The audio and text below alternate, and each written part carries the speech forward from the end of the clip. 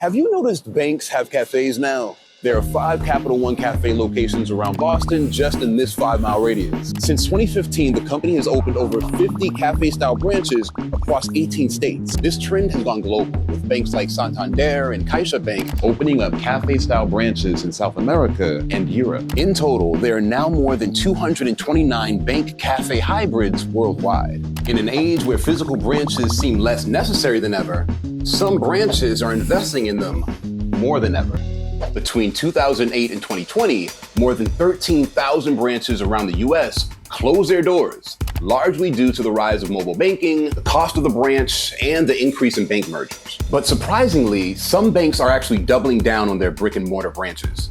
In late 2021, Capital One opened a new cafe at the Mall of America, and in 2023, opened its first North Texas location in Frisco. Chase says 75% of its customers visit a branch regularly, and the bank wants to keep them there to sell personalized services like mortgages, small business loans, and retirement planning. Banks are more likely to generate revenue from these services if they have a branch for customers to visit. So banks like Capital One are inviting them to places they actually want to go, like coffee shops. A 2006 study found that there's an emotional bond between customers and coffee houses called place attachment. Capital One hopes that by making its branches a place people want to be, these people will in turn visit and eventually bank with Capital One. And it seems to be working. Capital One's foot traffic in March 2021 was up 26% over pre-pandemic levels. Chase, too, is investing more in branches. In 2022, Chase introduced a surprising strategy, building 114 new branches. And remember, they announced in 2024 that they plan to open 500 more. By going